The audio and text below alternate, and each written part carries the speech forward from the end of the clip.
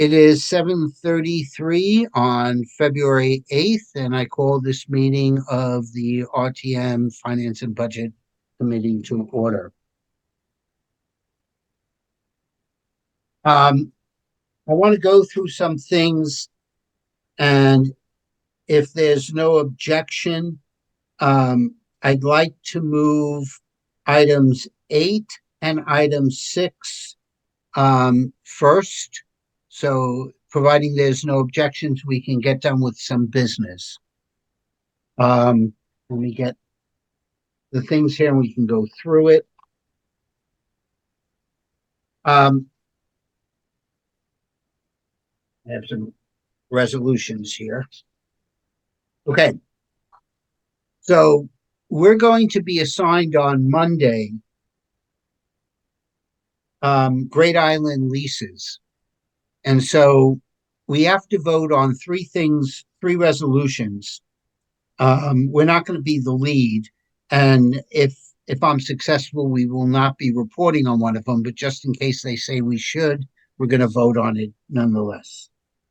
So the first resolution is 18 Great Island Road lease. Was already executed by the time that the town bought the property. And so the RTM never voted on that lease. The lease is up in March. All leases are now being extended into July 2025. And so the RTM has to approve the lease on 18 Great Island Road in its entirety. I believe that I sent it out, so I need a motion to move and let me add something else. We are authorizing the board, the first selectman, to execute the lease upon acceptance with the tenant. All the leases are maintaining the same rental, with two that are being vacated. Well, I'll get into that in the second part. And all the other terms are being kept the same. So I need a motion to move 18 Great Island Road lease. Can I have somebody move it? I have Beth, and I need a second. I have Peter. Okay. The rental on that. Which Peter was that? Sorry. Alphanos. Thank you. Okay, if we have a discussion now. Yes. I have a question. Okay. Didn't we discuss these leases last year? Yes.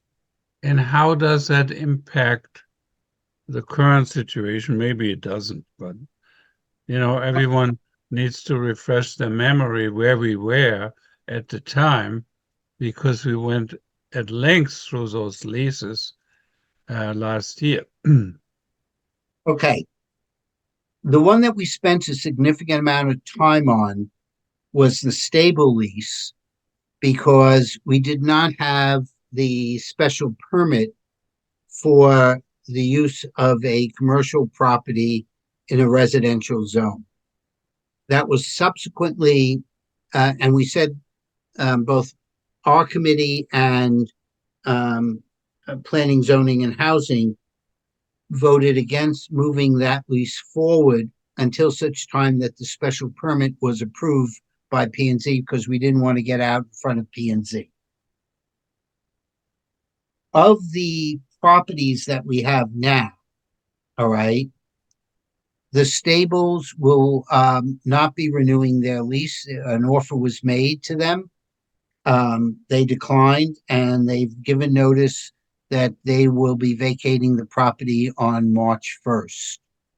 One of the apartments, I believe it's 46B, was also being rented by the stable, and they are vacating that apartment on the same date, March 1st.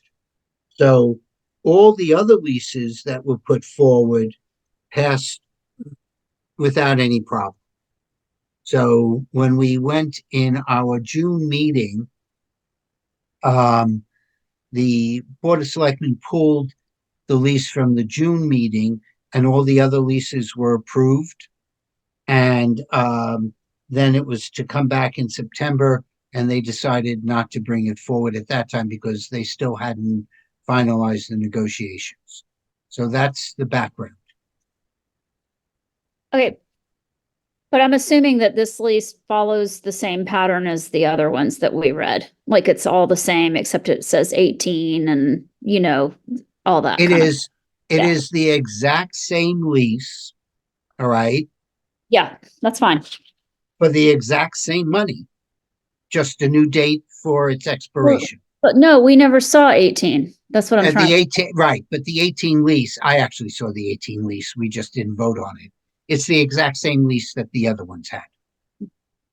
So what happens to the stables if they don't find another tenant who wants to keep horses there? What happens to the whole thing? Well, there's two things. Number one, I had a brief conversation with Monica prior to the Board of Selectmen vote.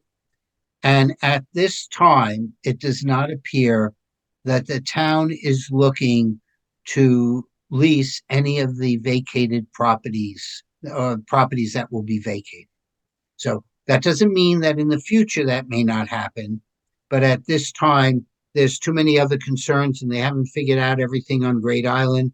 So the revenue that's lost when we go to the Board of Selectmen budget, within the Board of Selectmen budget, there will be a transfer of $225,000 into the Great Island Special Revenue Fund to account for anticipated lost revenue.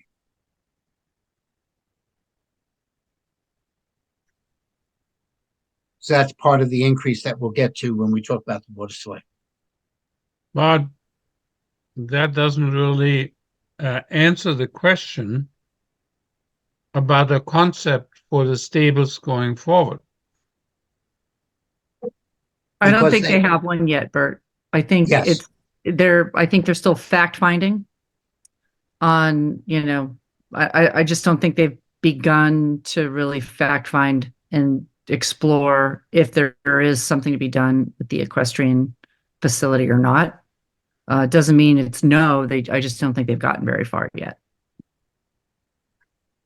So it's Right. possible.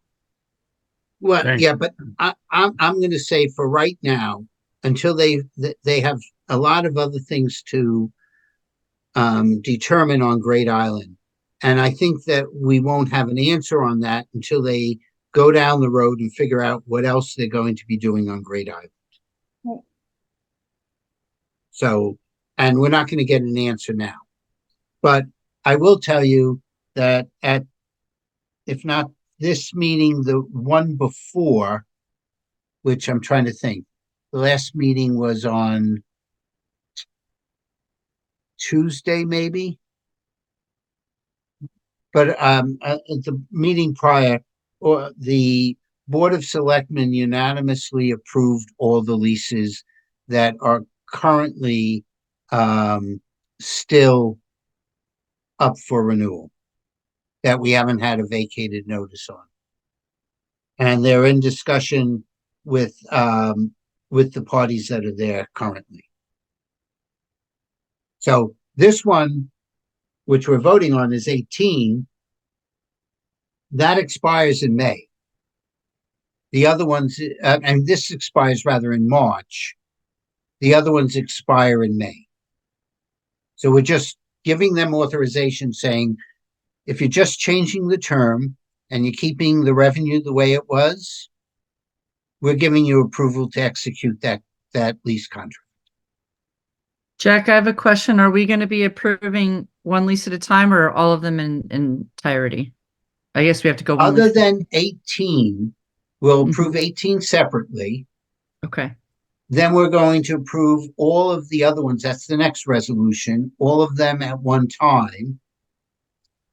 And then we have a rider, an addendum that has to be added to the leases that we're approving also. And so we can do the leases first, and then we can go to the addendum.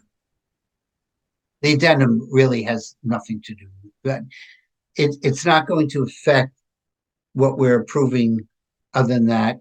It's a rider for allowing people to have pets and putting the landlord requirements associated with having a pet. I think there may be one or two of the tenants that already had a pet, but since it wasn't part of the original leases, we had to review it. Being the smart individual that I am, and being that P, Z, and H will be the primary on these, we have Amy looked at it, and she made some comments back to the attorneys, and those changes were put in.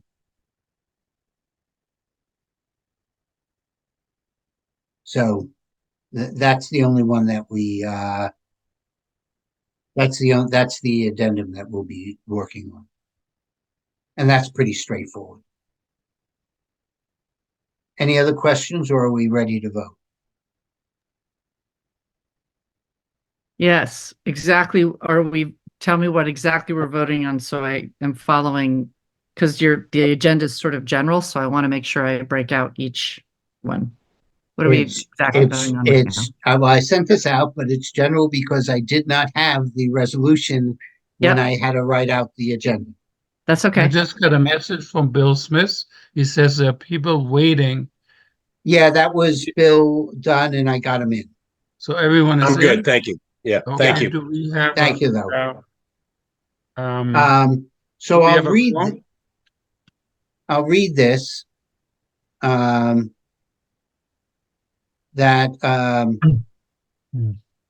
Whereas Section 48, Paragraph F of the Charter lists one of the authorized powers of the representative town meeting is to approve leasing of real property by the town.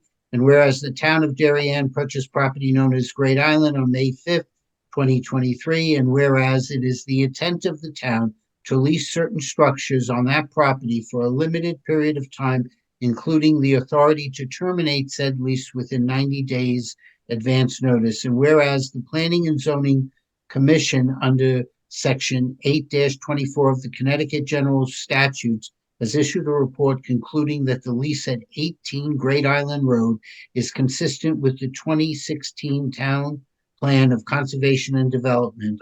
Now, therefore, be it resolved that the representative town meeting of the town of Darien hereby approves the lease at 18 Great Island Road, Great Island, as more particularly set forth in the lease document attached hereto and made a part hereof, and that the first selectman is authorized to execute the attached lease document. That's what we're voting.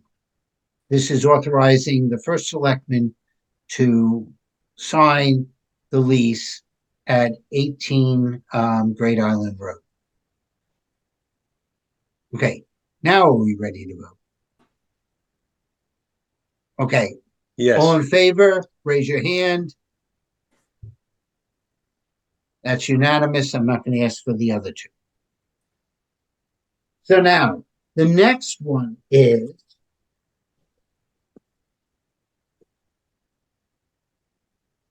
I'm going to miss the first two paragraphs. They were the exact same.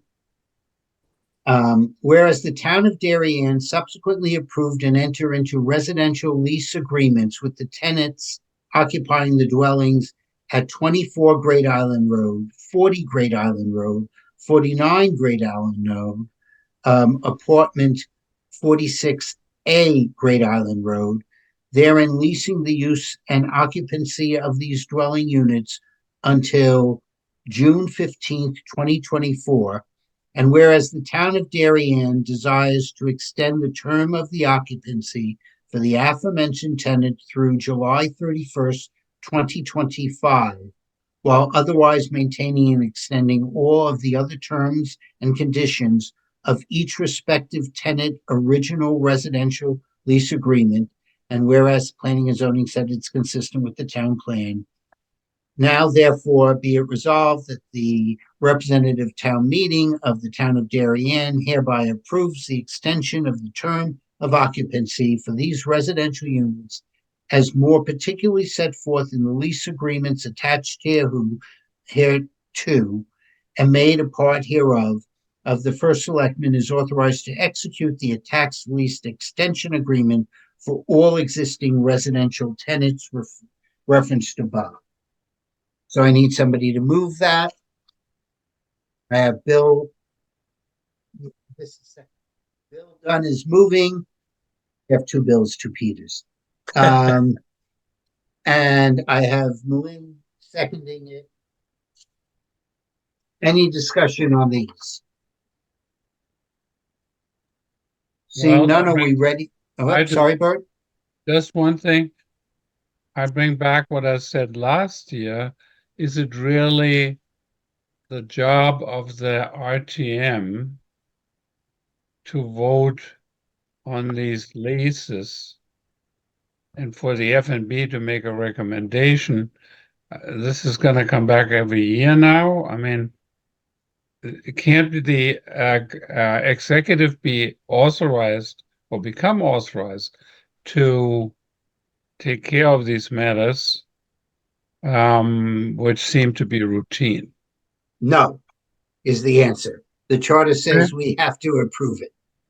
And I think, Bert, because it's because it's got a termination date on it, and you don't know if the terms are ever going to change. So once, it's different. I guess if it would be a 10-year lease, right? Then no, they don't need to come back. But I think it's because it's a 1-year term, and if things change next year, you may have different terms. So we also may have a desire not to have we may have a desire not to be leasing them at that time.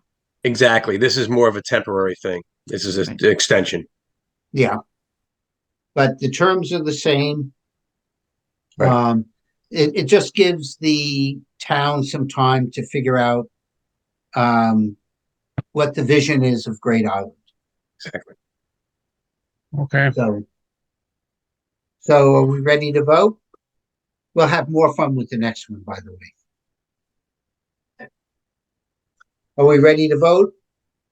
All in favor, raise your hand. It's unanimous.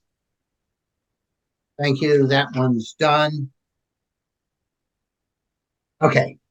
So this one's a little fun.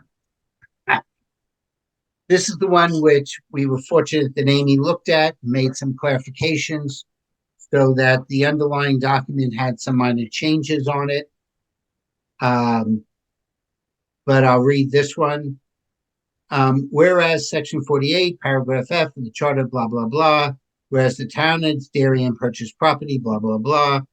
Whereas the town of Darien subsequently approved and entered into residential lease agreements with the tenants occupying the dwelling units located on Great Island. And whereas the town desires to implement a standardized pet addendum for tenants outlining therein the general terms and conditions required to maintain any domesticated pets and any such tenant's dwelling unit. Now, therefore, be it resolved that the RTM, the town of Darien, hereby approves the residential tenancy pet addendum as more particularly set forth in pet addendum attached hereto and made part thereof, and that the first selectman is authorized to offer and execute such pet addendum for the residential tenants on Great Island. So because that wasn't part of the original lease, and there are, I believe, one or two members that have, I believe, dogs, we are adding that to the item that the RTM has to vote on. Jack, they were in those leases.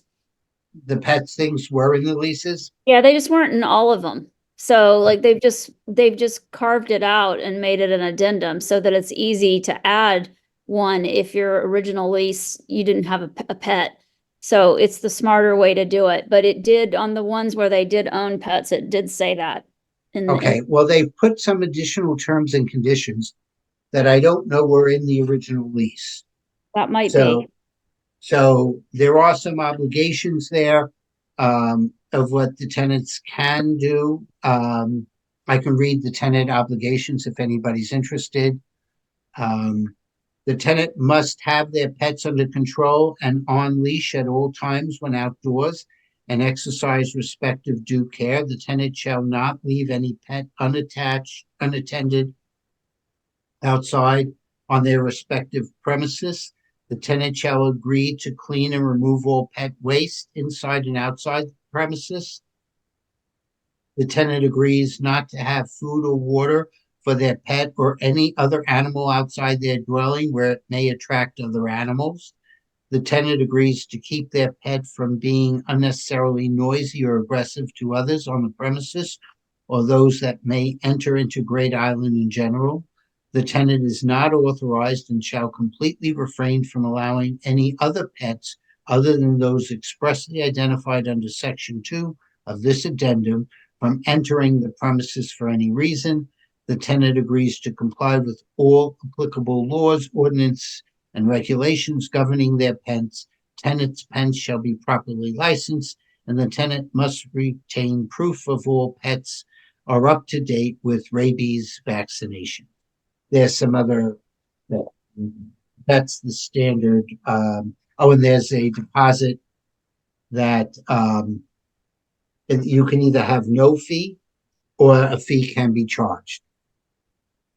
They don't put down with the fees. So, and the tenant understands and accepts that they are fully responsible and liable for any and all injuries to persons or damage to property on the premises, included but not limited to a whole bunch of things, and anybody else who walks in. So,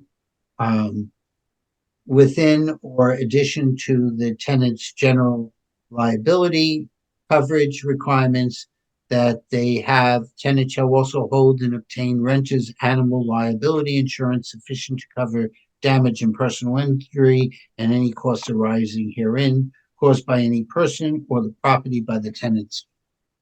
So that pretty much goes to the pet addendum. And we had Amy look at it, much better than me looking at it. And she's made one or two, from what I read, those include some of the changes that Amy discussed with the attorney. So Amy's good with it. So we need two people. We need somebody to move that. Can somebody move the pet addendum? Okay, I have Holly, and I need a second. I have Bill Smith. Any discussion on it? I don't think that F&B needs to report on this because it has no financial implications. That was my question, is why are we actually voting on this? Why are we involved in this at all? I agree. We're involved with it only because Rules hasn't done the assignments yet. So this is part of the package of what's going forward. I am sure that Peter and I at Rules on Monday will suggest that F&B not report on this, but Okay. just in case somebody says we should, we've done it, it's out of the way. Well, Gotcha. there is financial consideration. Yeah, Right. not There's enough for financial us to report. Understood, but If Gotcha. the fight breaks out on Monday, you know why. Yeah. So Thank you. yeah, Right. my intention is not to report on this. So, but I just want to, we have it done. My belief is that PZ&H will report on it, possibly Public Works, but yeah, I have no intention to do this. Good. So, I just want to have it done just in case somebody says. So, There's no harm done if you do that Yeah. right now. Okay. so Understood. anyway, are we ready to vote? Yeah. Good. All those in favor, raise their hands. Charles, are you going to vote on the pets? No, Or are you I'm gonna- abstaining because I don't think we should be spending any time on it. Fine, that's fine. I don't Agreed. either, but it's there. Okay. So that took care of that.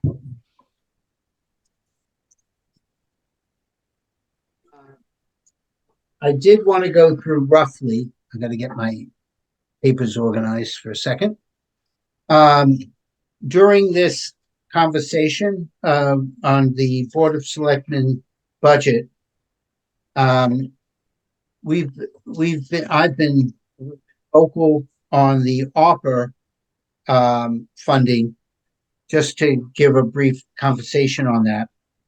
On ARPA, by the end of this calendar year, all items on ARPA have to be assigned with a contract or real final terms.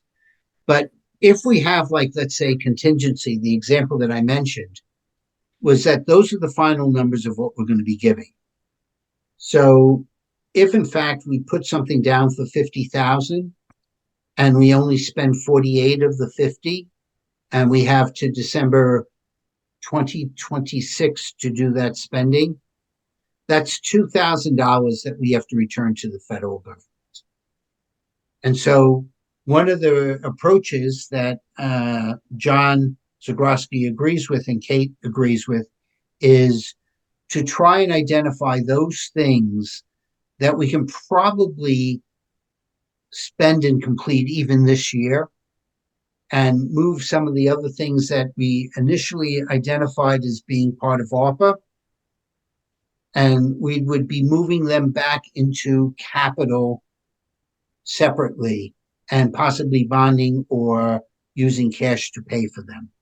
So there was a cleanup of approximately 479,000 of items, like getting rid of contingency and certain other items, closing projects that we knew were closed, and reassigning some of the capital projects to it at this time. They included the vault for security, which is $6,000. There were some new pistols to be purchased with the red dot that shows up on them. That's $17,574. There's some rifles that need to be purchased for $6,300 plus change. Part one, or half of the hose replacements for Darien Fire Department, we're funding half of that, but those first three are ARPA. We're also converting the fire marshal's pickup truck for $17,000 that will extend the life. Fix the cracks in the basketball court, Bakersfield fence for $11,000. And there's a front loader for Public Works for $400,000. All of those are being moved into ARPA, and we closed out others. John has agreed that myself, I'm on the ARPA advisory committee anyway, but John, Kate, and I are going to sit down and go through all the other projects, make a determination of what we really believe we'll have hard numbers for. And if we don't have it, we'll either move it into capital and figure out how we're going to pay for that later, and move other things in. I'm of the feeling, since I want everything spent, and we have about $2.2 million that is not allocated at this time, which is a little frightening. It's unallocated means that we have a signed contract. So some of that is done, it's just not on the list. So like the water tank wasn't on the list, that was now closed out, but we approved for two storage units for Park and Rec. That hasn't gone out to the RFP. there's a dump truck that is not on this year's capital list, but on next year. And if we're having problems doing, I just assume that we move the dump truck into this year to pay for it and save our money, because I don't want a single penny going back to the federal government. I mean, I've said that now 4 or 5 times in the Board of Selectmen meetings. I'm not worried about things that are out there. We can move them back in and figure out how we're going to pay for them later. But to me, that's a very important thing that we're going to try and get done before the Board of Finance votes on theirs. But also, just I'm putting this out there, not that it's been agreed to. We agreed to bond, to authorize the appropriation and bonding for the Hanson Road Bridge.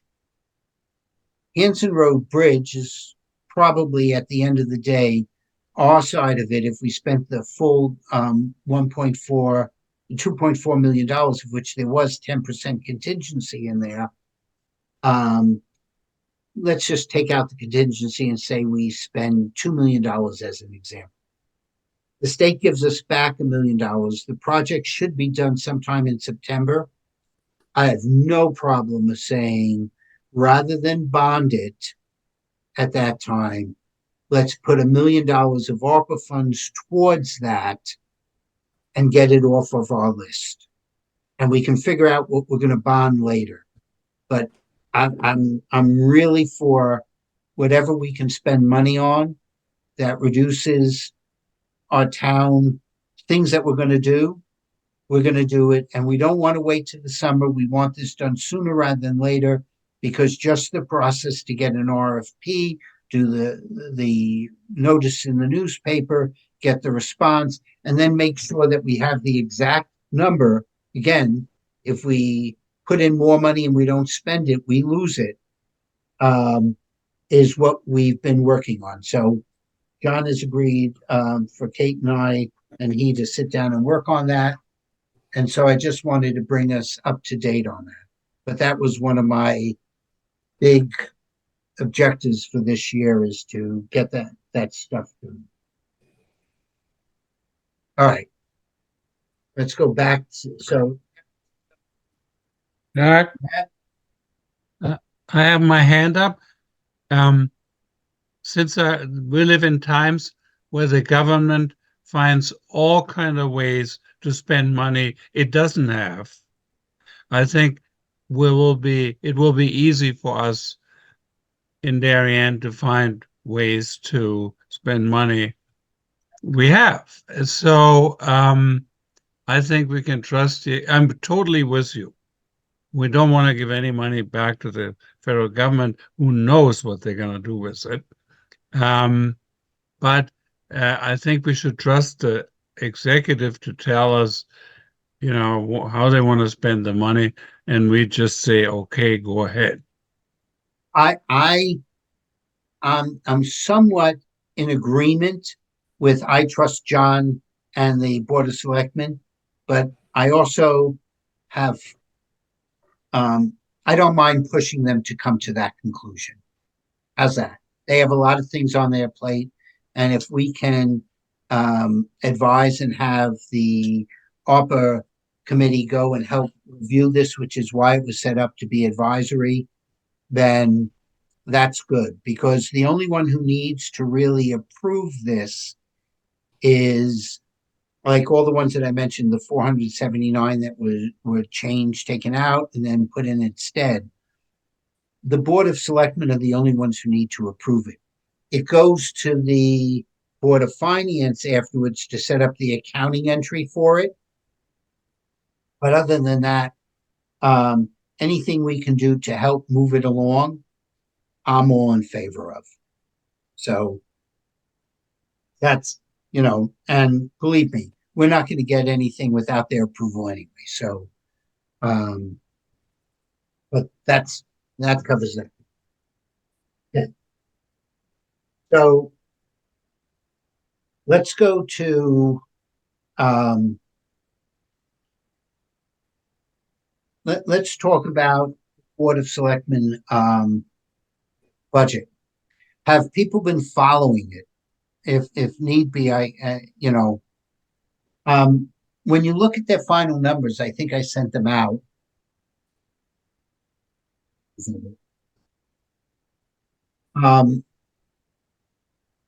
The Board of Selectmen operations is up approximately 8.5%, 8.6.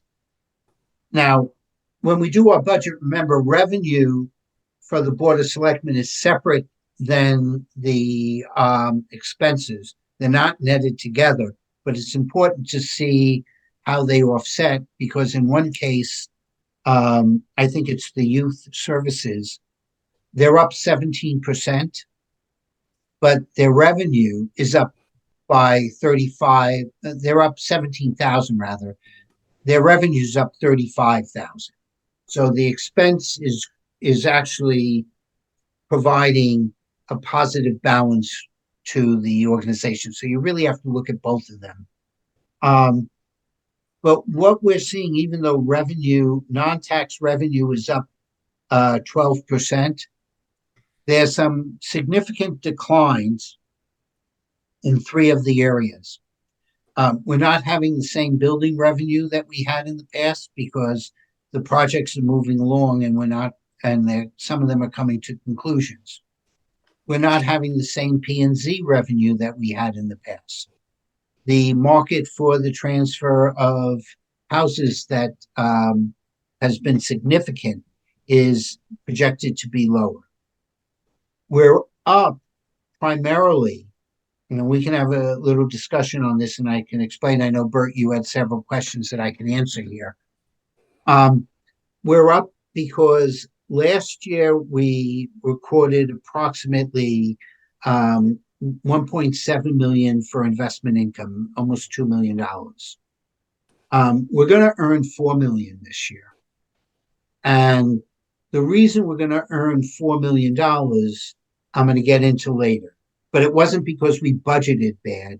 It's because 2 things occurred that generated the incremental revenue that we didn't have during the budget time.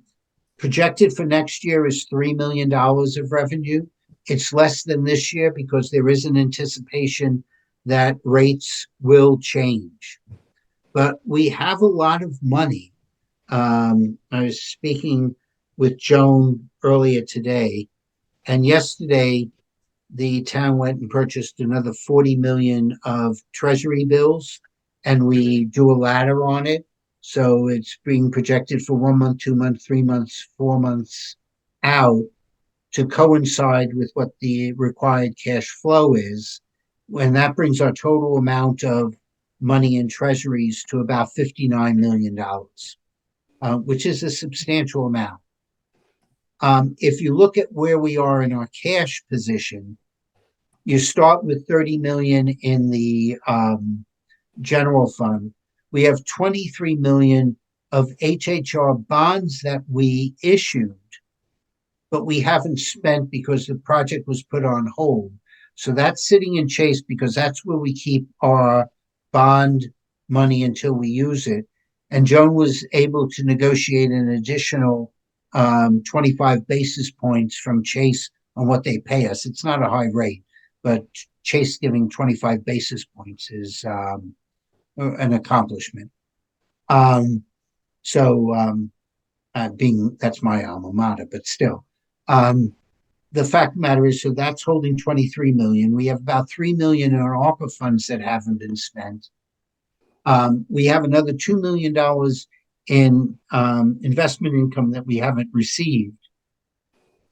And if we just go saying that the average spending is someplace in the neighborhood of about 15 million a month, that says we have another 60 million to use that money up. But that still will leave us with some significant cash available at the end of the year. So part of the reason why we've earned a lot this year is that we do some investments in some of our smaller municipal bonds, banks rather, and the money is secure.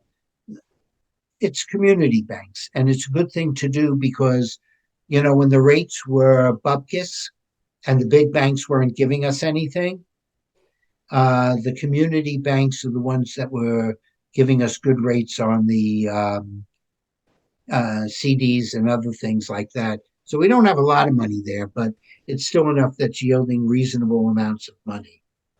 The other big thing that happened is that they were able to negotiate with M&T, who took over our people's accounts, a sweep account. And that's paying us 5.25% that on all our operating accounts are being swept out at night. And that's a pretty good rate because it's sweeping it in and sweeping it back the next day. So it's not affecting where we're moving our monies. If we go to STIF, which we have approximately 30% of our money in, that's the state run, they're currently paying at 5.5. But the problem with putting more money in STIF is STIF isn't a bank. I mean, it pools investments.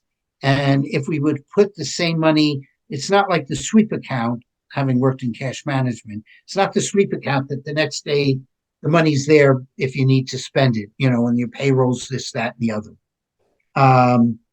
And so you can't just go and say, okay, we're going to put 20 million over in STIF and then decide, oh, I need it in one day. You have to give them a little bit of advance notice because they're pretty much fully funded. So they have to unwind certain investments and other things like that to handle that type of movement going back and forth. So we do have 30% of our general fund in there, and we have a variety of other investments. But it's really that 5.25 sweep account that has generated most of the incremental revenue that we have going forward. We're not sure how long that sweep account will last. So, you can't count on that. And in the investment side, it's probably better to come in a little bit lower, and then we have the extra funds the next year, than to have a hole that we have to fill. Now, I will tell you, one of my concerns are this town's never made $4 million in investment income, and Joan's been doing this for some time. Part of the reason we also have a lot of money is we've been bonding everything. So it means investable cash, which we would have spent on buying capital and fixed assets, we've been bonding, kicking that can down the road. And that was good. Rates were low, and we didn't have Great Island. That changed the story on bonding. So we had, and we built up reserves. One of the concern also about keeping reserves that you're going to hear me talk about a little bit more is that we've been we've been I have to let somebody in again. I don't see him here.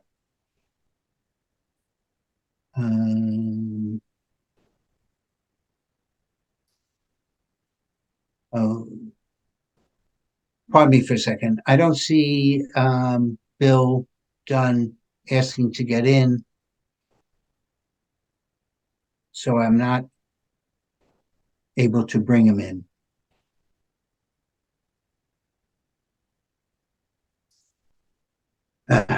Anyway, part of what this is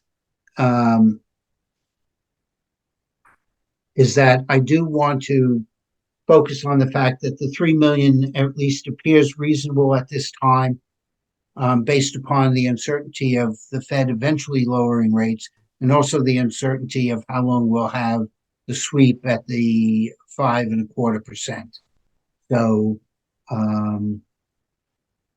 that's why it's at 3. This was reviewed with Jen. So are there other questions on at least that's part of the reason we're going to get back to investment income later. But are there questions on investment income? I'll take them now. Might as well. And you know, I was speaking up tonight. The only way we can really project any of this is to know the average balance that we have, the assets that we have to invest, and then make an assumption on interest rates. Figuring out the average balance might be the easier part, but at least we should have that information. If we have that information, say it's 100 million on average, like it was last fiscal year or this fiscal year ending in June, and you have 100 million and you invested at 5%, you make $5 million in net interest income. Actually, I think we will end up very close to that because we're running at 400,000 a month right now. 400,000 times 12 is 4.8 million. So we will end up close to $5 million, and we budget 1.7 million. That's a third. Okay, we did not include in our forecast that the Fed would raise interest rates the way they did or keep them as high as they did, even though that would have been an easy call looking at the futures market. And so for this year, if you look at the futures market, yes, there's some expectations that interest rates will come down, but I think we all agree they will come down very slowly. And already the Fed has told us when the market thinks rates will come down by 1.5%, they think they will come down by about 75 basis points. And much of that can be hedged by buying, as you said, Jack, by buying treasuries that are going out longer. And the town has done that. Great. I just right now don't want to go into the different investment options, even though I, to this day, don't understand why we have so much money at JP Morgan Chase.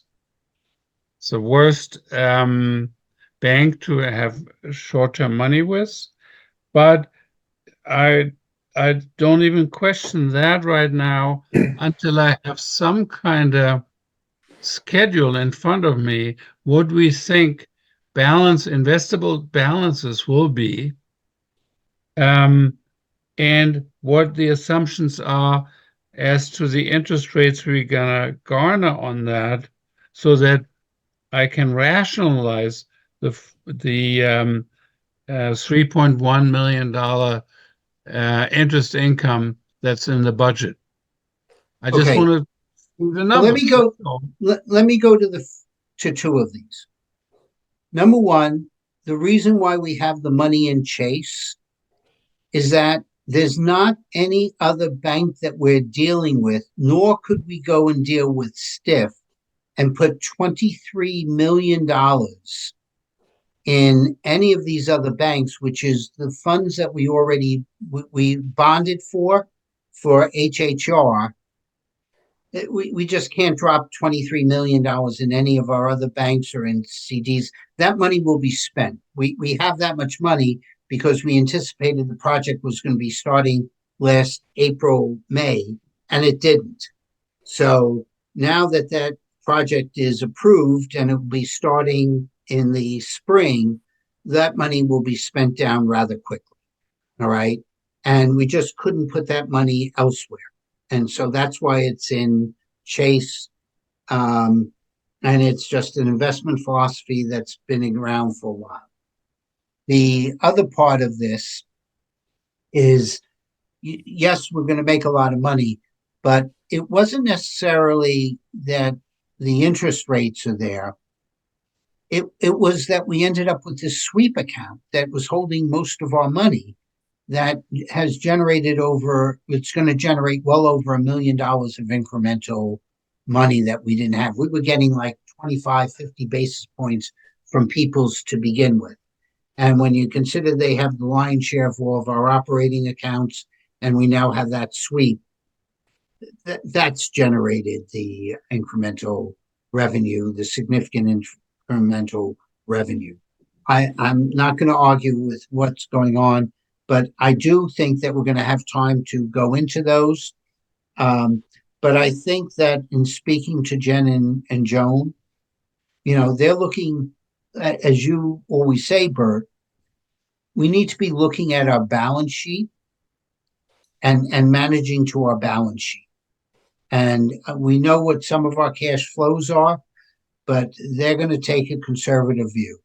But, we don't need to get into full discussion on that, but we'll get more information as we're going through the investments before it gets, with the team that's going with the Board of Finance. I'm just trying to give some overviews of high levels. So don't disagree, but Fair we enough. will talk about it. Okay, fair enough. I'm okay with that for now. Just, Yeah. I just No, I find understand. some money. I mean, if you earn if you have $3.1 million in the budget, and I think reasonably this should be $4.6 million, that's $1.5 million. Even if you split the difference, it's a huge amount of money that will affect the budget, as it did last year when we put in $1,750,000 and ended up making $4.8 million. So we gotta be less, and the times are changing. We know that from how we all deal with inflation in our financial assets and our financial liabilities. It's a different interest rate environment, and I'm concerned that the town is not in tune with what's going on in the market right now if they tell us they can only make $3.1 million on the budget, on the investable funds that they have. That is my concern. Well, And I'm gonna go to Okay. the other side, which is going to reduce some of your concern. Let me just go through the rest of this budget because I have a slightly different approach on the cash and how we should be using it. And I think that there's growing belief that's going to agree, but I at least want to get it out on the table. So when we look at the net after the revenue, we look at the net Board of Selectmen operations, including the library, that's up 3.8. They're up at a 6% increase in their budget. Debt service is down this year, but that's because of the bans that we issued. So, but we're also only paying off, if you recall, this current year, we're paying about 5.9 of our debt down. And in prior years, we were paying $7-8 million a year on debt, or paying off the principal. And so we're paying less on that. In March, the Board of Finance will be discussing what we're going to do on the debt. That includes the bans, HHR, and Great Island, and some other things that are there. Capital, the Board of Selectmen capital is up by about 19%, but that doesn't include items that they thought they were going to be bonding. So it's up prior. And I don't have what the original Board of Selectmen yet worked out. I will by next meeting. What the Board of Selectmen actually requested, I have what we actually voted on. And in addition, we added about $1 million or so from the general fund to pay down some capital. So I'm going to hold off on that because I need to go back again to what we've done in the past, which is how much did they request for each of the years and compare that. And then how did we account for that? How much did we bond? How much did we draw down from the general fund? How much did we use of ARPA money to end up with the final number? So I only have last year's final number. I don't really have this year's final number yet on comparing a request to a request. So I'm going to hold off on that. And so that deals with the Board of Selectmen budget. I've passed on the teams. For those that are new, you're going to meet up with some other people from the RTM corresponding committee. There's some additional people on the on Public Works that were added. So there's 3 people on Public Works this time, and from Public Works group. And I know we have ours, and there's the Board of Finance, and everybody's going to organize their questions, meet, and discuss that section of the budget with the Board of Finance, the other committee, and us to make sure that we agree and even at times disagree on what those budgets are. In my overall view of the Board of Selectmen operations, a lot of what's driving the costs are healthcare. Also, this year in our transfer, and it happened in prior years, so we knew it was coming eventually. In the past, we used to be paid by the hauler for our recyclables. We are now paying for them to haul that away. So that may change the tipping fees on the what we're doing from the commercial haulers, which without question will be passed back on to the consumers. But we also, for those in Public Works, I've asked them to also ask the question that wasn't discussed of when was the last time we increased what I still think is the best deal in town, $110 for access to the dump, and whether or not, based upon the fact that we're now paying for recyclables, should we be passing some of that cost on to our consumers?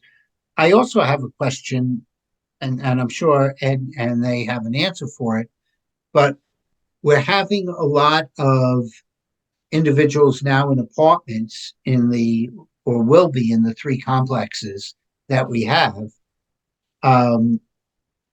If you're, I have 2 types of people in my house. I'm old enough that I get a free dump pass. All right. So I think you have to be 50 for it. So there may be some others that are along that.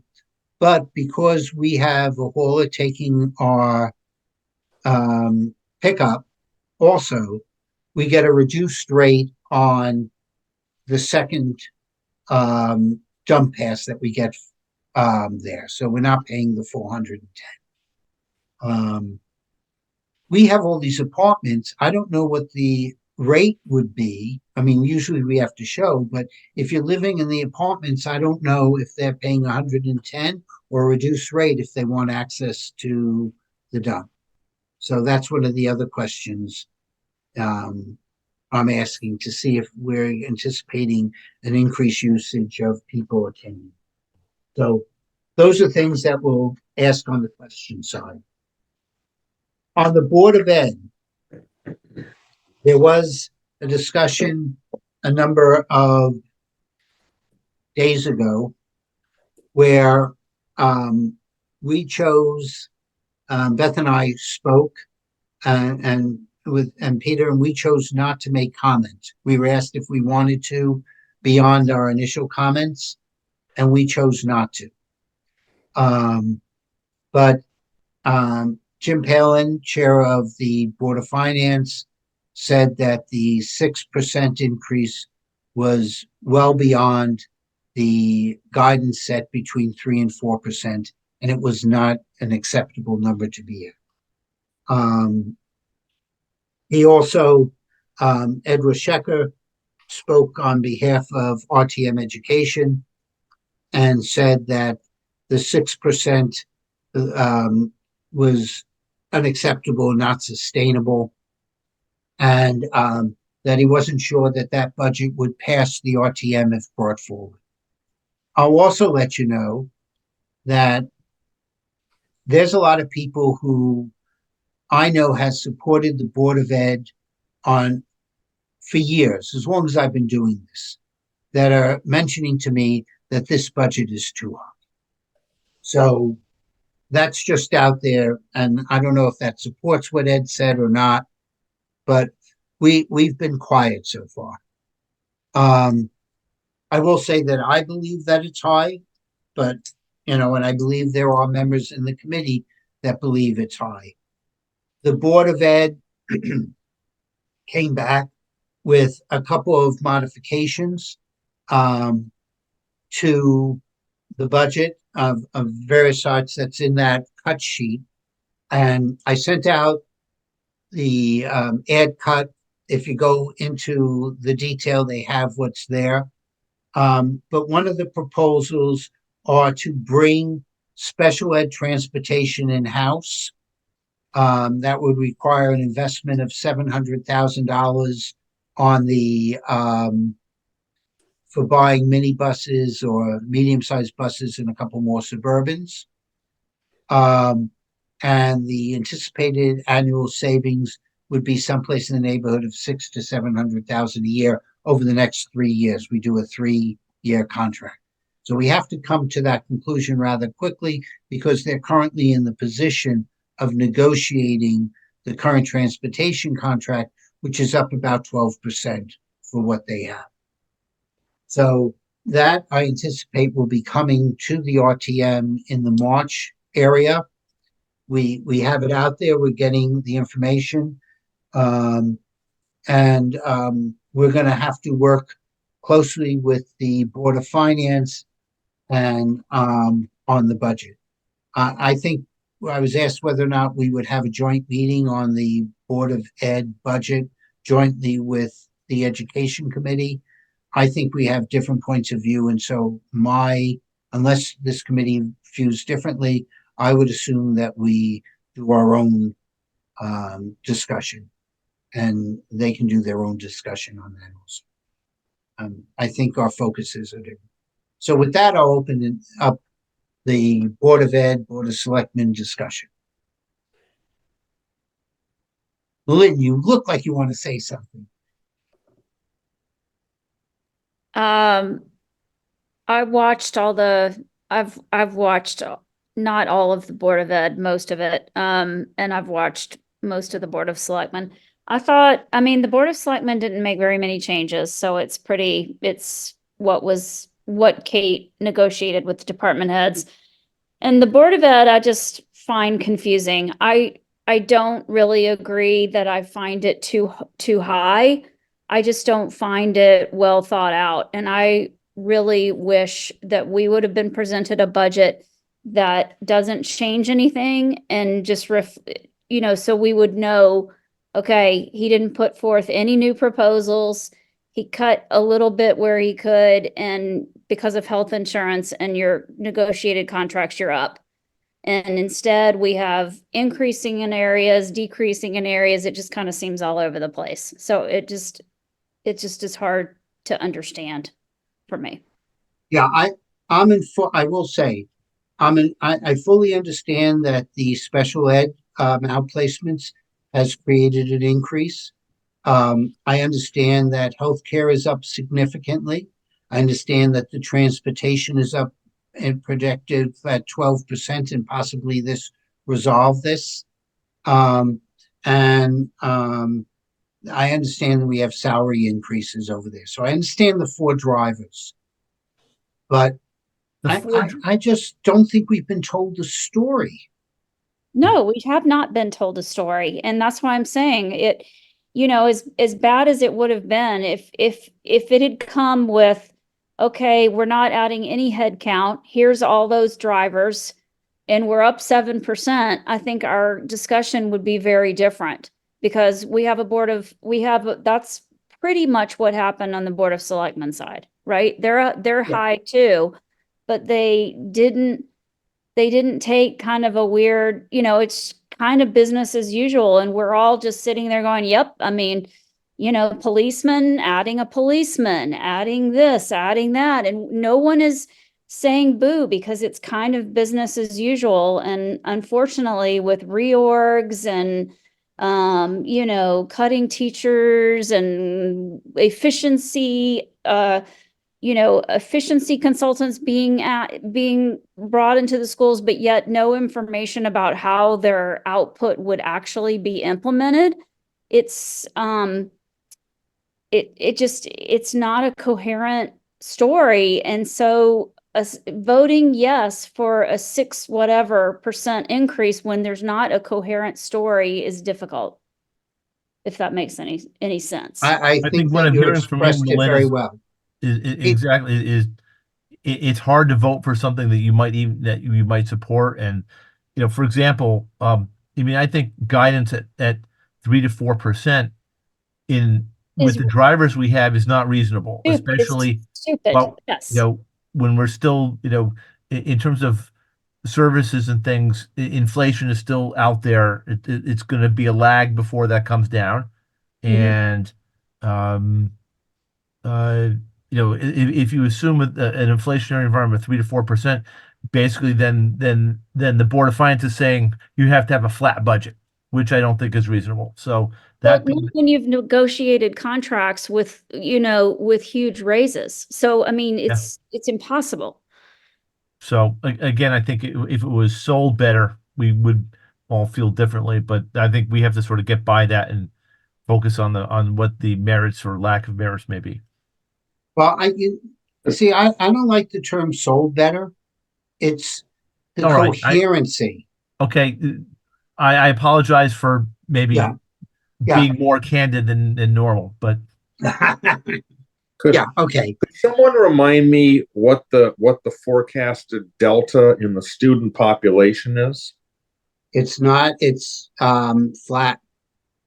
Yeah. So listen, at 6.5%, rule of 72 back in business school, your money doubles every 11 years. I don't see how we can agree to a budget which basically going to double every 11 years at this rate. Charles, to be fair, they, and again, this is probably maybe the best example. I don't have the chart to refer to right now, but when they project budget increases for the next 5 years, it is not staying at 6%. It is going down and going down. So in theory, it's a bubble.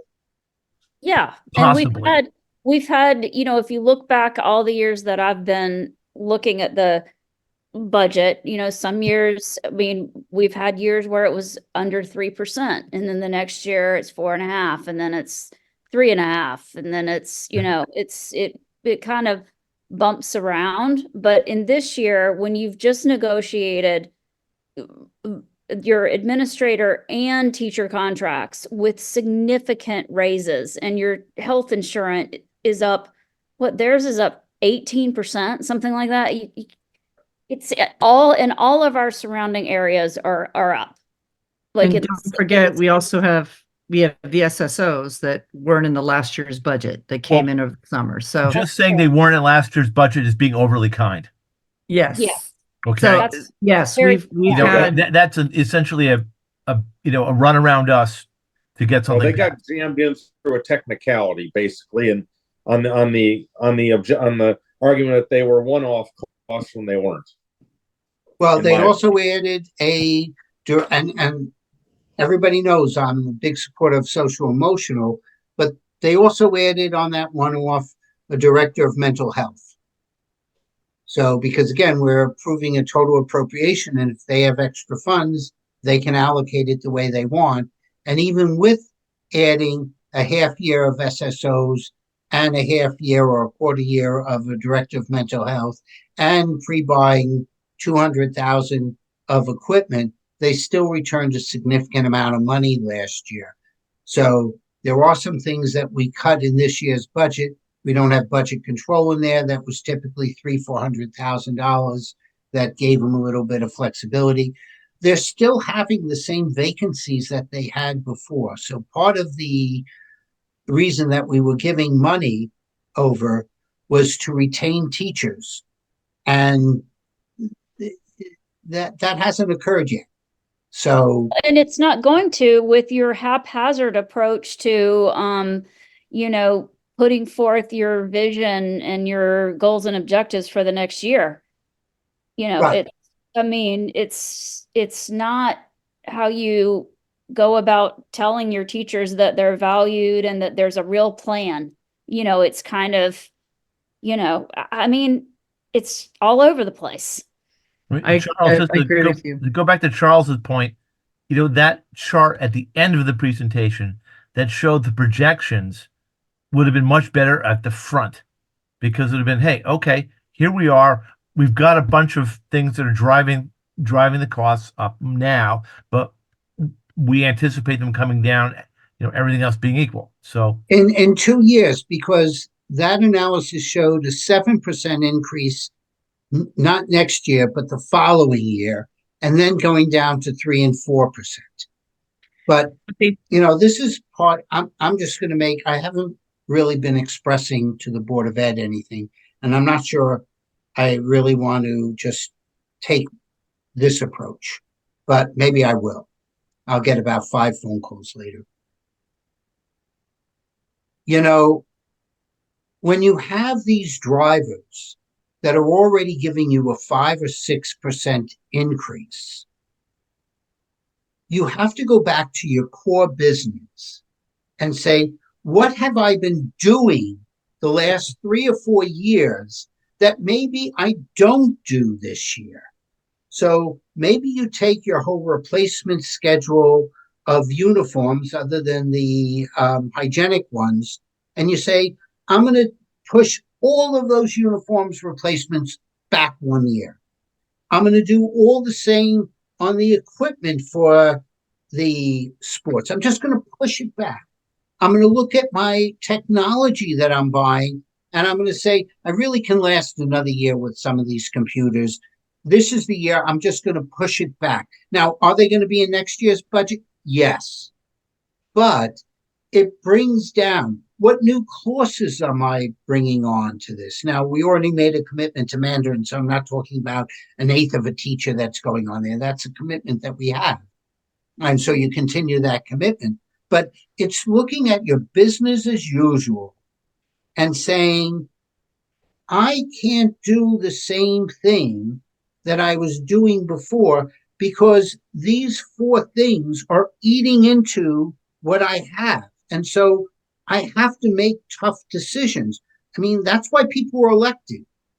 You're there to guide us, have good education, but also take out the things that aren't going to affect education. If we don't have those computers, are we really downgrading our education? If we don't have some of those equipments or uniforms, are we downgrading our education? And I don't know the answer to that. And I'm not on the Board of Ed, so I don't have to make that decision. So it's really easy to play Monday morning quarterback here. But those are the tough decisions that when I was doing a business, running a business unit, that's what I had to consider. Well, I wasn't doing anymore. Do I have to cut my travel expense this year? Because that's one of the things that we had in there, because I couldn't do business as usual. I wasn't flying to London every month, or maybe I wasn't doing business class. So, or some of the people were. And I don't think we've gone to that year yet. I don't know. Maybe, just so people don't know, we have several people on this committee, like Peter, Beth, have been in the CDSP. Malin, I believe you were the president of the CDSP. So Malin has really good knowledge of these budgets over a number of years. So I don't mean to put you on the spot, Malin, Peter, and Beth. But. Yeah, Jack, don't shortchange yourself. You put your hand right where the wounds are. And Charles did too, because we're missing a long-term strategy. And we are in a inflationary period right now. And so we're managing in the Darien school system to that inflationary period. But every inflationary period would eventually be followed by a disinflationary period, and prices will come down, and all these things that we know from the business cycle. And many of us are business people, and they understand that. For instance, right now, making investments is something that's very expensive. It might be much cheaper down the road. You got to think long term and not do the things that you manage to the business cycle. You manage to the inflation. You got to manage through the inflation, because otherwise, you're gonna be ending up with a huge budget that the town can no longer afford. And then where are we? Yes, I understand that in many households in Darien, the discussion is between the mother who wants the best school system in the world and the father who's worried about paying the taxes to afford all of this. And those are the discussions that happen, quite frankly, on the RTM eventually, and they're happening right now. And I do not see how this budget by the Board of Education really addresses these fundamental issues over time. For this year, I understand why this has to happen and the other has to happen, but Jack said it already. Do we need new computers? Do we need all this stuff, or can we buy the computers in 2 years when they're much cheaper? So we have to manage to the business cycle, and I don't think we're doing this right now. That's my opinion. Go ahead, Jenny. Yeah, to the more to Melin's point, and I think Jack, what we talked about before, if I saw the chart up front that the next 2 years were going to be the biggest spikes in their budget because of all the things that they were doing. They're adding more administrative, they added security, they're doing this, that, and the other. It just hasn't been explained clearly. I don't think it's not, maybe I don't follow it. Maybe they did. Beth and Peter, you may know, but no one has really clarified why these changes are being put in now in order to achieve their goal of XYZ. It's back to the strategic plan. Jenny, And I know their strategic plan's kind of loosey, well, not Right. loosey-goosey, but it's needs Jenny, to be here- clear. Tell me why we need to approve well, this. I'm because- telling you that you're not alone. We are all collectively not alone because Okay. it was on Super Saturday, at least one board member commented that these changes and all of these things, they did not know about it until they opened up their own books, their own budget books. Okay, and Yeah, the that's changes just, need to be explained. So How does that- this achieve the goal of Well, what? I think You know. they explained some of the changes. So we knew security's in there, but there's offsets to But this. you're talking about existing stuff that is Yeah. is part of the drivers. Jenny's Right. talking about some of this adding administrator reorg thing, Right. which I think was such a mistake. I mean, that's what I'm saying. Like, I would have rather seen a budget and I have to tell you, it would be higher, even if you delayed your computers and all, even if you did all that. Of course, that's smart work. And that's what they should have done. Like, we're not buying any uniforms. We're not buying any computers. We're going to use textbooks another year. And we're left with special ed, all these balloons on our budget this year because of what we did off cycle with all the security and our contracts. And that's health insurance and transportation.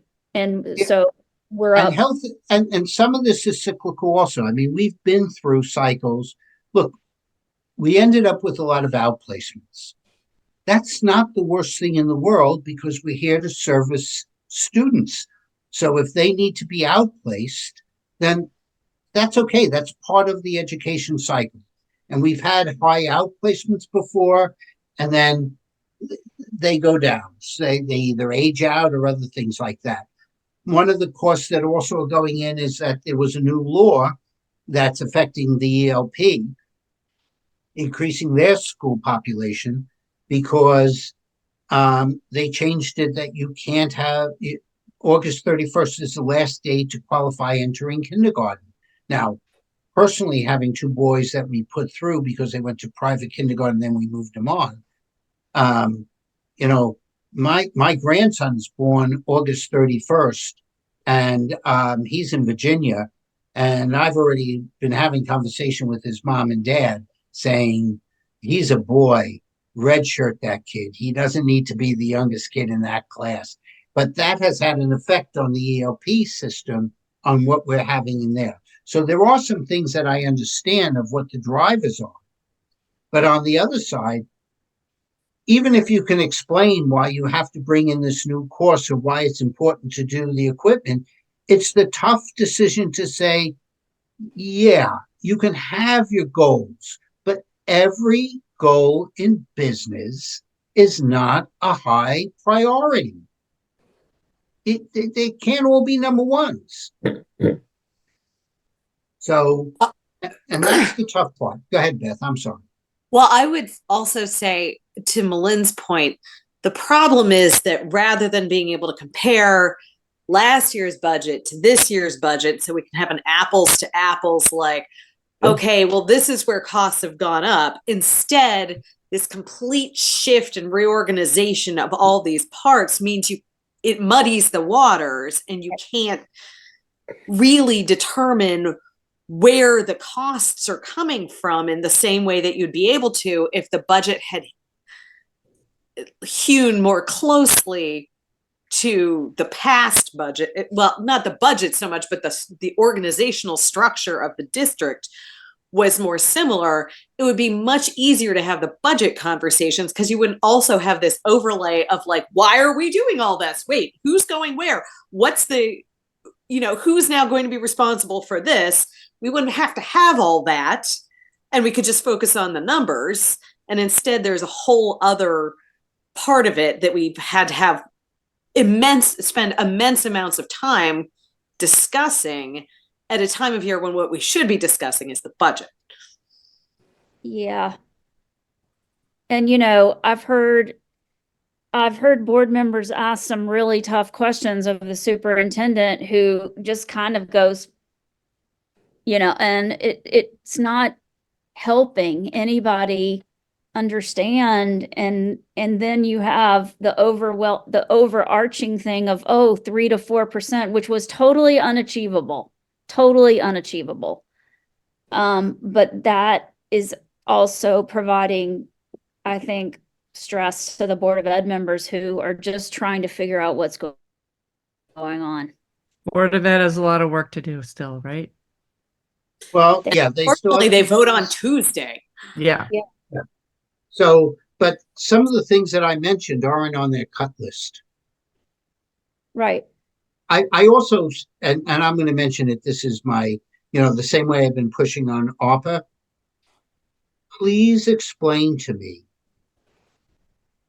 why you're buying 2/3 of your desks in Darien High School in this year for $150,000, and why that ranks so high. Why haven't you been replacing them on an ongoing basis? Have you been fiddling around with your numbers and now you just think you can slip it in? Because if you put it in capital, then somebody's agreed, we have enough cash, we'll just buy it for you.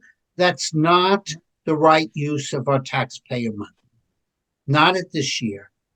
Do they need desks? I'm sure they do. Do they need 1,000 of them, which represents 2/3 of the total desks there? That's hard to buy. Just hard to buy. I know, That's honestly. Like, and by the way, excuse ahead, me, Charles. Beth. I'm also I'm also very skeptical when people say, rather than outsourcing it to a contractor, right, to save transportation costs, we're going to buy all this equipment and hire these people and do it ourselves cheaper. That may work in the first year, but then you take the competitive pressure out of the system, and then you add to your fixed costs, and then it becomes much harder to get rid of those later. So I'd rather see us playing 4 contractors off against each other, and keep that a variable cost. Okay, well, the problem of the transportation, you're exactly right, except that only one company typically bids. So there's not a lot of competitive pressure to get the transportation contract down because We don't have a bus depot, so that knocks you. out a lot of transportation companies. They just won't even bid. yeah, We need to have someplace to park the buses and to have a maintenance shop there and have a dispatcher there. Now, I think John Cini mentioned, and I'm not going to question his numbers, I'm sure they're pretty accurate, that over this 3-year contract or whatever the contract length is, the incremental cost to Darien, because we don't have an in-town bus depot, is someplace in the neighborhood of about $600,000. So does that mean that the town should bite the bullet and figure out how we should do it? It's maybe something worthwhile. If we bought a piece of property for $3 million, it does have a reasonable return on what we're paying. I'm just saying, I don't know what the numbers are, but it's worth the look. Now, it doesn't help this year, but maybe it helps down the road. But that's part of the reason we only get one bid. So, Right. Unfortunately, that's what happens. Is there anything else on the Board of Ed? Okay. Tell me when your cell phones start buzzing because somebody's listened to a meeting and they're now responding. I do want to touch two other things. There's a group of us who are starting to feel that even though we were in favor of purchasing Great Island has changed the landscape of what we're doing as well as the interest rates. So if you add Great Island, that's currently at about 85 mil, you add HHR, which was approved for 101, but after state grants, I'll bring it back down to 85. Round numbers are easy to add together. That brings it up to 170. We have maybe 50 mil outstanding on Ox Ridge. That brings it up to 220. And we're still paying off some of the Tokenique schools. That says, just for round numbers, we'll say that's $230 million worth of debt. In addition, we have, looking down the road, we have 2 projects for Middlesex and DHS, which is currently in there for like $14 million each. But I guarantee, in my own opinion, if I was to do what they end up doing, it may not be 30 million. It could easily be another 50 million coming down the road. Plus, we just got presented with a 1 million capital for security, which I suggested we defer to next year. For Middlesex, Tokenique, and Darien High School. We have been bonding a lot of stuff. And that's been part of the reason why we have more cash, but it's also been hiding the fact that if you look over the last 3 years, our operating budgets have not been 3.5% increases.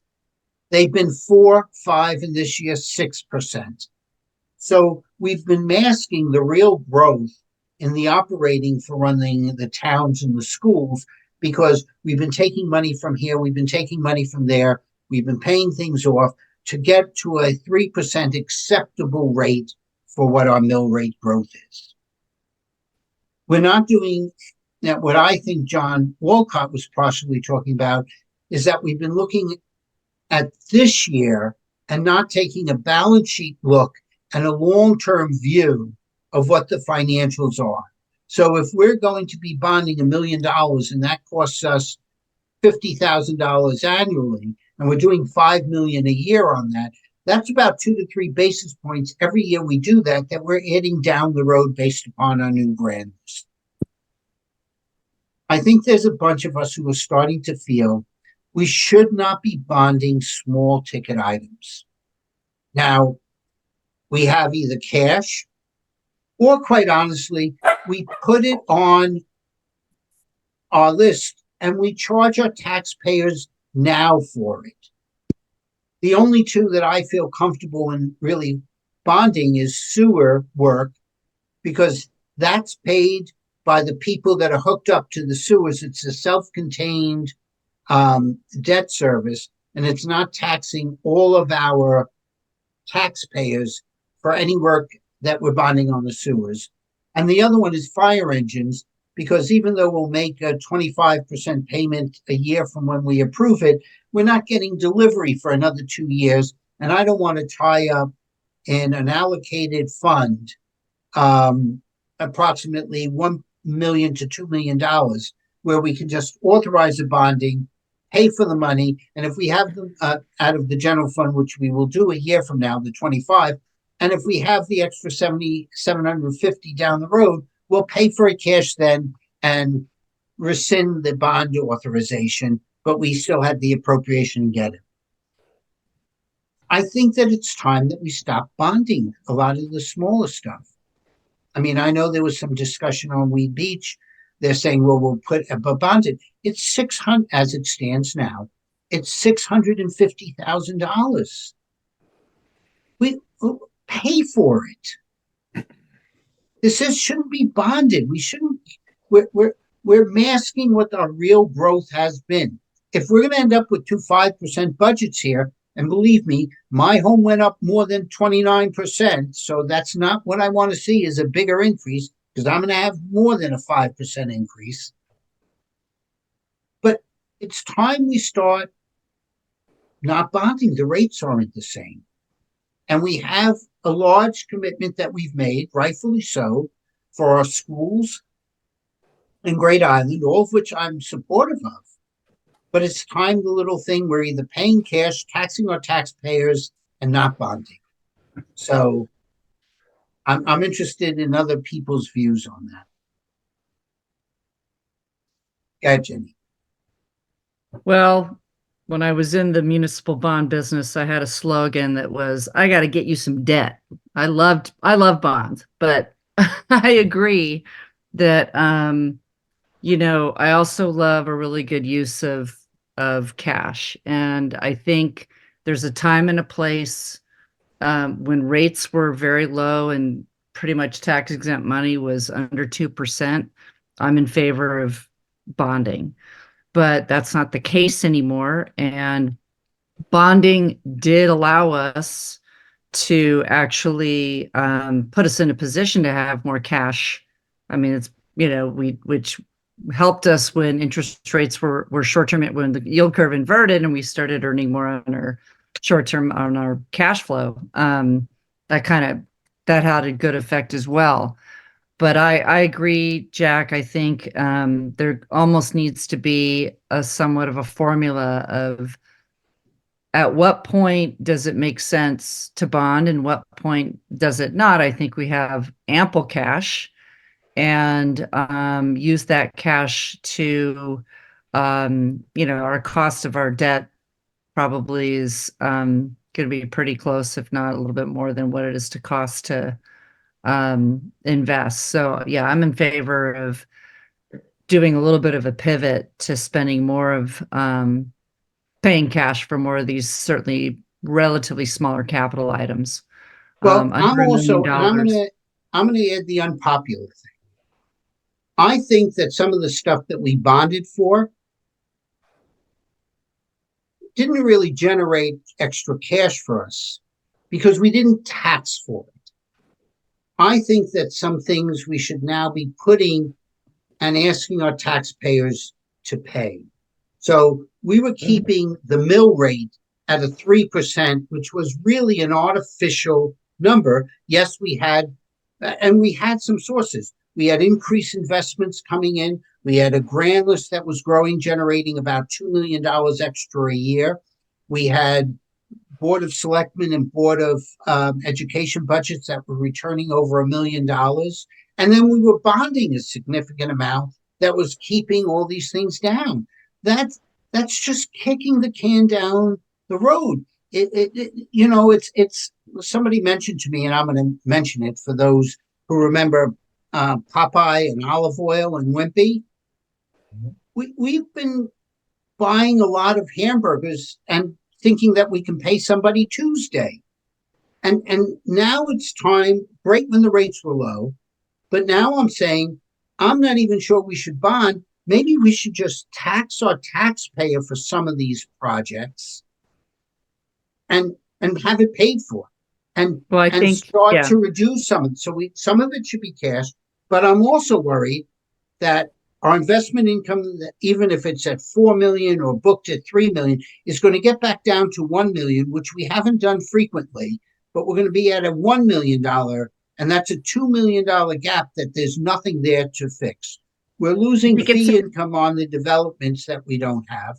We're not going to see our grand list going up by 1%. Once these projects are completed, we're going to get some growth based upon the rentals, but that's already been calculated in. And if we tighten up the budgets, we would expect that we're not getting significant money back. So if we don't bond with that also, it's having a more realistic version and not masking what it really costs to run the town. And so I'm sorry I'm on my soapbox. Great. No, you're great. Okay. Because instead of focusing on the income statement, which is the budget, you focus on the balance sheet. Right. Not a bad idea sometimes. Okay. That's what I tried to do earlier, since we have a lot of bonds outstanding and we have large investments. I think we have a very large balance sheet that needs to be managed like a bank. That's the Board of Finance. I'm sure they know what they're doing, so I'm not worried about that. Even though sometimes I do think I would have done it differently. But you bring up a lot of questions on balancing these assets against the liabilities, and I think that is something that FNB needs to take more of an interest in the future, aside from just worrying about the budget, which is by and large the income statement. So I'm very happy you brought this up. This will come back, and it never bothered anybody when inflation was zero and rates were next to nothing, either on the asset side or the liability side. But things have changed, and that's something we all need to look at in the future. Thank you. I'm Bert, you've been talking about the balance sheet for about as long as I've known you on this committee. So, I know when I'm talking to you, I'm preaching to the choir. But I'll also tell you to look at that 5-6 year capital plan. We have nothing in there for Great Island. We have other flood mitigation things that we have to do. We have other sewer projects. We have other town development. I want our town to continue to not void things for building our infrastructure, because that's as important as our schools. But I also need to understand that we shouldn't be masking what it's really costing. And so that's one of the things that I'd like this committee, and when we're starting to talk about with our counterparts in the Board of Finance, to talk and discuss. It's like when you were a commercial lender and you were about to issue a big debt, even if you were selling participations and everything, you had to make sure that the Treasury understood how they were financing this stuff to figure out if it was going to be a profitable situation. You had to understand both sides of that equation.